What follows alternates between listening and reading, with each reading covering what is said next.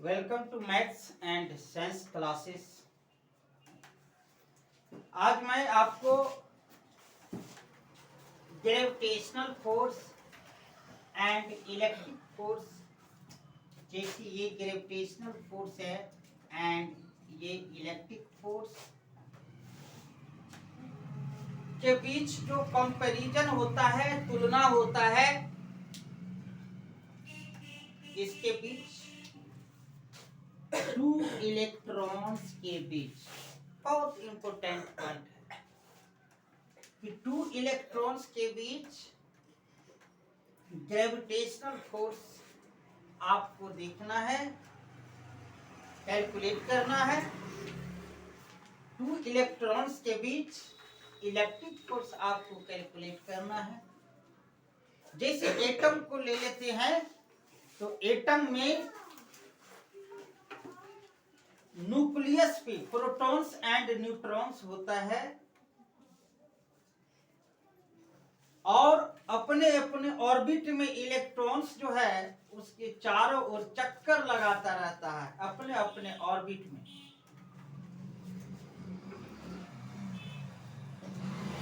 वहां कारण है कि कोई भी इलेक्ट्रॉन जो है, जैसे ये एटम है, यहाँ न्यूक्लियस होता है, nucleus in positively charge and electron है, ये electron, electron are negatively charge. मान लीजिए ये किसी इलेक्ट्रॉन का अपना ऑर्बिट है, आपको इच्छा है यहीं पे इलेक्ट्रॉन का ऑर्बिट लेने का, तो मान लीजिए यहाँ पे इलेक्ट्रॉन का ऑर्बिट है, तो ये एटम में ये अलग ऑर्बिट है, ये अलग इलेक्ट्रॉन का अलग ऑर्बिट है। ये जैसे मान के चलो ये फर्स्ट ऑर्बिट है तो ये सेकेंड ऑर्बिट होगा जो उस सेकेंड इलेक्ट्रॉन्स का होगा। इसी तरीके से वो एटम्स के एटॉमिक नंबर के आधार पर उसका ऑर्बिट जाएगा। तो मान लेते हैं कि यहाँ हमको इलेक्ट्रिक फोर्स के बारे में देखना है, तो ये न्यूक्लियस एटम में जो होता है वो पॉजिटिवली चार्ज होता है एंड ये ऑर्बिट में है इलेक्ट्रॉन, तो यहाँ इलेक्ट्रिक फोर्स से अट्रैक्ट करता है, इलेक्ट्रिक फोर्स से ये अट्रैक्ट करता है। फिर मान लो यहाँ इलेक्ट्रॉन है, यहाँ इलेक्ट्रॉन है, मान लो यहाँ पर भी इलेक्ट्रॉन होगा, तो यहाँ इलेक्ट्रॉन होगा, तो ये देखो यहाँ भी अट्रैक्शन होगा, तो ये न्यूक्लियस इसको अट्रैक्ट करेगा, बट ये इलेक्ट्रॉन एंड ये इलेक्ट्रॉन इसको क्या करेगा, तो रिपेल करेगा। तो इसका रिपल्सन इस पे इधर लगेगा एंड इसका अट्रैक्शन इस पे इधर लगेगा, नहीं तो अब इसका भी रिपल्सन इस पे इधर लगेगा, नहीं। तो कहने का मतलब है कि एटम होता है एंड उस एटम में प्रोटॉन्स जो पॉजिटिवली चार्ज होता है वो न्यूक्लियस पे होता है। ये एटम है पॉजिटिवली चार्ज, यानी प्रोटॉन्स न्यूक्लियस पे होते हैं, न्यूट्रॉन्स के साथ होते हैं, इलेक्ट्रॉन्स अपने ऑर्बिट में होता है। तो इस दोनों के बीच ये along the line joining them देखोगे तो ये इलेक्ट्रिक फोर्स लगता है। ये इलेक्ट्रिक फोर्स इसको सेंट्रीपिटल फोर्स देता है, centripetal electric force, electric force. क्यों, तो ये एटम के सेंटर की तरफ लगता है, न्यूक्लियस की तरफ लगता है। अब यहाँ दो इलेक्ट्रॉन्स के बीच हमको इलेक्ट्रिक फोर्स को डिफाइन करना है, ग्रेविटेशनल फोर्स को डिफाइन करना है और दोनों के बीच कंपेयर करना है कि कौन शक्तिशाली होता है, पावरफुल होता है, किसका स्ट्रेंथ हाई होता है। तो gravitational force, gravitational force between two electrons.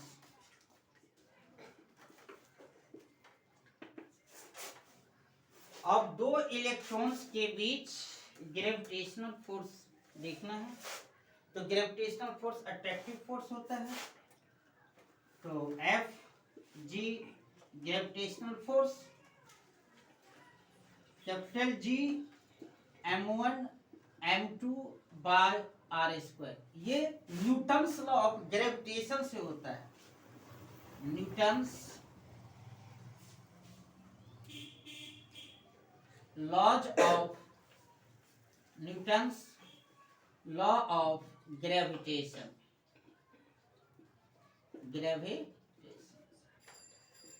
यहां आप दो इलेक्ट्रॉन के बीच ग्रेविटेशनल फोर्स ले रहे हैं। यहां है एक इलेक्ट्रॉन एंड यहां है दूसरा इलेक्ट्रॉन, और इसके बीच आप ग्रेविटेशनल फोर्स ले रहे हैं। तो यहाँ भी मास ऑफ इलेक्ट्रॉन होगा एंड यहाँ भी मास ऑफ इलेक्ट्रॉन होगा। तो मास ऑफ यहाँ तो F G equal to capital G mass of electron into mass of electron by R square. Taking अगर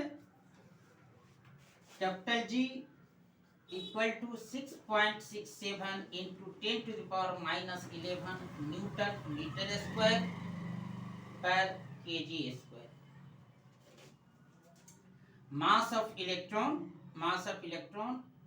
9.1 into 10⁻31 kg mass of electron, and distance r equal to 1 centimetre.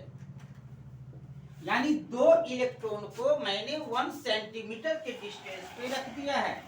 ये जो distance आप देख रहे हो, दो इलेक्ट्रॉन को ये डिस्टेंस r है, तो r इक्वल टू 1 सेंटीमीटर। यानी इस दोनों इलेक्ट्रॉन के बीच जो डिस्टेंस है, जो सेपरेशन है, जो दोनों के बीच का दूरी है, वो r है। डिस्टेंस जो है वो r है। अब ये वैल्यू, ये 1 सेंटीमीटर है, तो 1 सेंटीमीटर इक्वल टू 10⁻1 सेंट, ये दिख रहा था ना, ये दिख रहा है। अब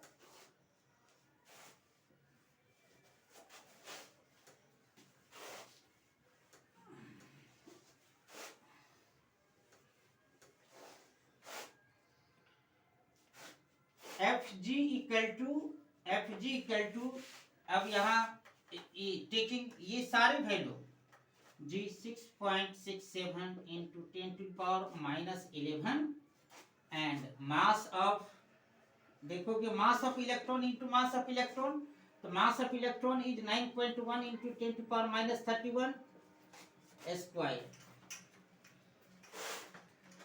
and distance is 1 centimetre. Distance is r equal to 1 centimetre. You have to take r equal to 1 centimetre, यानी दो इलेक्ट्रॉन के बीच ग्रेविटेशनल फोर्स 1 सेंटीमीटर पे कैलकुलेट कर रहे हैं। ठीक, तो 1 सेंटीमीटर इक्वल टू 10⁻⁻2 मीटर हो जाएगा। 1 सेंटीमीटर इक्वल टू 10⁻⁻2 मीटर हो जाएगा इसका स्क्वायर, एंड ये केजी में लेना है, इसको केजी में लेना है। और इसका अगर यूनिट देखोगे तो इसका unit newton metre square KG inverse 2। अगर यूनिट के साथ लोगे तो अब यहां से अगर इसका वैल्यू आप कैलकुलेट करते हैं, अब इसको सिंपलीफाइड कीजिए, इसको आप सिंपल फॉर्म में लाइए, इसको सिंपलेस्ट फॉर्म में लाइएगा, तो इसका सिंपलेस्ट फॉर्म जो आ जाएगा आपको 5.5 into 10⁻⁻67 Newton.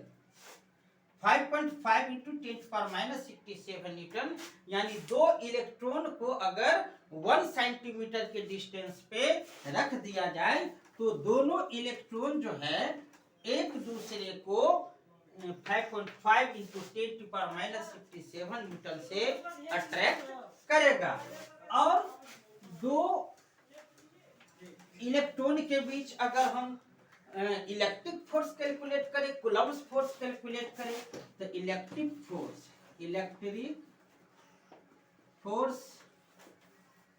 Between two electrons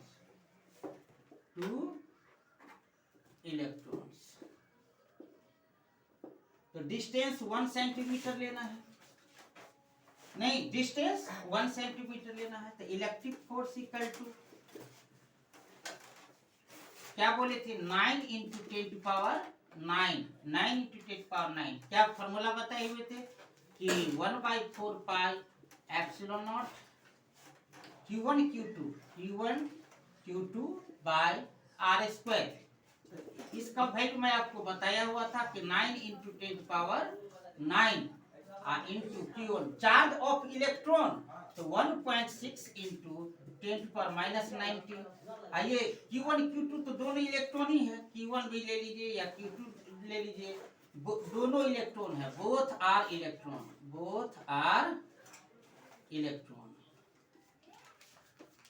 दोनों इलेक्ट्रॉन्स ही है, Q1 Q2 दोनों तो इलेक्ट्रॉन्स है, नहीं तो बोथ आर इलेक्ट्रॉन्स, इसलिए Q1 इंटू Q2 अगर दोनों का वैल्यू सेम है, दोनों का तो Q1 भी इलेक्ट्रॉनिक के चार्ज लेना है, Q2 भी इलेक्ट्रॉनिक का चार्ज, क्यों तो मैंने एक इलेक्ट्रॉन को और दूसरे इलेक्ट्रॉन को 1 सेंटीमीटर के डिस्टेंस पे रख दिया है, तो इस तरीके से क्या आ जाएगा, इसका स्क्वायर आ जाएगा और डिस्टेंस 10⁻², इसका स्क्वायर आ जाएगा।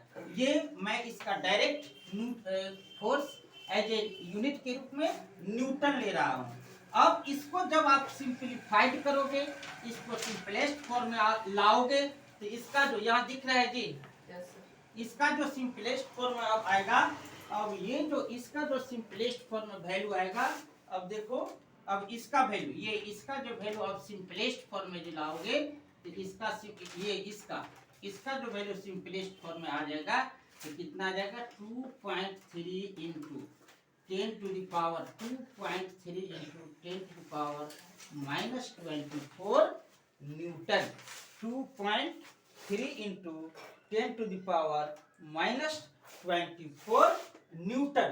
जब इसको आप कैलकुलेट कीजिएगा, इसको सिंपलेस्ट फॉर्म में लाइएगा, तो 2.3 इंटू 10⁻⁻24 न्यूटन आएगा। इस तरीके से मैंने दो इलेक्ट्रॉन के बीच जब दोनों 1 सेंटीमीटर के डिस्टेंस पे हो, तो ग्रेविटेशनल अट्रैक्टिव फोर्स कितना होगा, एंड दोनों तो एक इलेक्ट्रॉन दूसरा इलेक्ट्रॉन, अगर दो इलेक्ट्रॉन का पेयर है, अगर मान लो दोनों तो इलेक्ट्रॉन ही है, तो लाइक चार्ज फॉर्म करेगा, लाइक चार्ज रिपेयर करता है, तो दोनों इलेक्ट्रॉन के बीच जो रिपल्सन फोर्स होगा, तो यह कितना हो जाएगा।